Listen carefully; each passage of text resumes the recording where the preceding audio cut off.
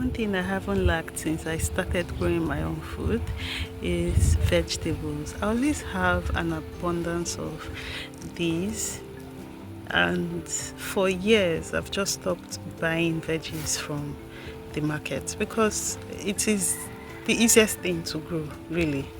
So if you want to start your gardening journey, I would suggest you start with leafy greens. They are so easy to grow, and once you start, you won't have to buy vegetables again. Before I started growing my own food, I used to buy almost everything, from vegetables to herbs, even things I now know I could make at home. But gardening has changed my life.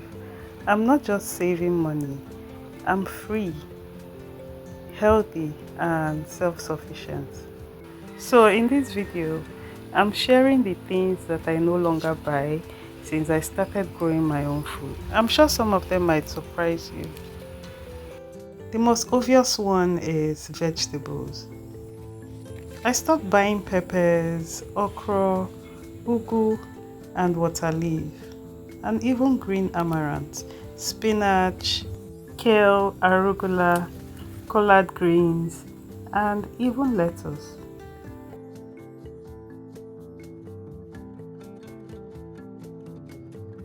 I always have something ready to harvest, and even if it's not a lot, it's enough to cook with, plus the taste is unmatched.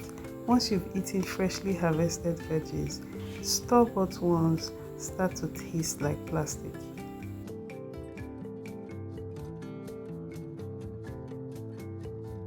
They are fresh, organic. Since I started growing food and learned how to grow green onions, either from seeds or by bulb, I haven't bought green onions from the market since then. And green onions always comes to my rescue, especially when I've run out of bulbing onions. And with me, there is nothing like too much onions, because I love onions, a lot of it, in my meal. And just today, I got what looks like more than enough for my Sunday stew.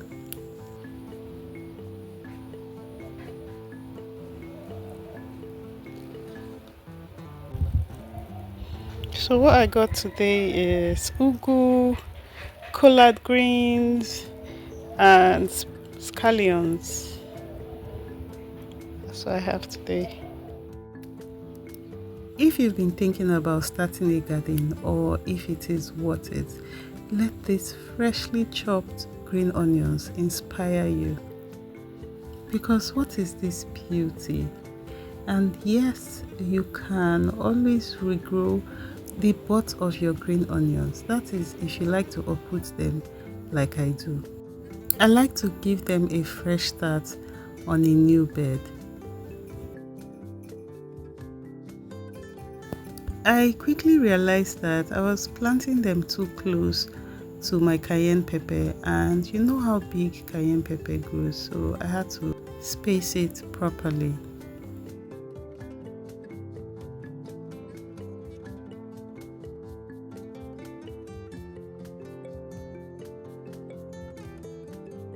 These scallions were grown from seeds, but you can always regrow your store-bought green onions or bulbing onions.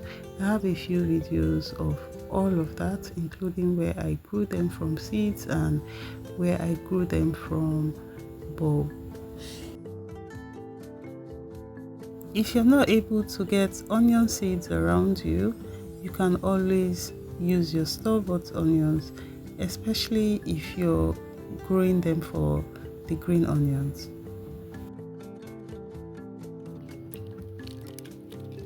Before I started growing my own food, one thing I bought a lot was thyme. I'm sure we can all relate because almost every home uses thyme to cook. So this time around, I get to grow mine in the comfort of my home, harvest so much whenever I want, and not just thyme, because I also grew parsley. Parsley was also one of the herbs that I bought a lot before I discovered my plant life, and now I get to grow a lot of it in my garden and have abundance of it, and also give out to family and friends. There is always more than enough herbs for me to use, and when I have so much, I dry them like the thyme and the parsley and package it for when I do not have them fresh in my garden. So even though I'm not such a big fan of sweet potatoes, I like to grow these particular ones, and I never run out of them in my garden. If you come to my garden, you would always find the purple sweet potatoes growing here. So I like to grow them because of the color. It is very pleasing to the eyes, it's very beautiful, and for someone like me, I like to eat with my eyes first, and when I look at a meal like this, I want to eat it.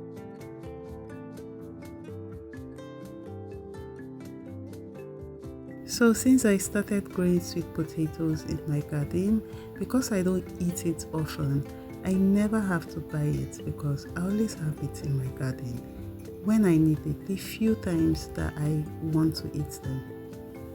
Every time I was in the mood for salad, I used to spend so much buying salad greens, but now I get to grow my own. From lettuce, arugula, spinach, basil, just name it, any salad green. I haven't bought lettuce or salad greens in the market for years, and that's because I've been growing mine consistently. This one, when people complain about buying ginger expensive in the market, I keep asking myself, why are they not growing it at home? Is it that they don't know how easy it is to grow? Like, ginger is one plant that once you start growing it, because of how it multiplies, you will have more than enough. If you put one ginger in the ground, you have more than enough.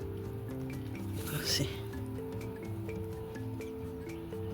it just keeps spreading. One of the best things we did this year was to get chickens specifically for eggs, and it has just been the best investment ever. So every now and then I have to go to my family house to get free eggs for the week from my mom's garden. And since it started laying, I haven't bought store-bought eggs again. Is this video even complete if I've not mentioned plantain?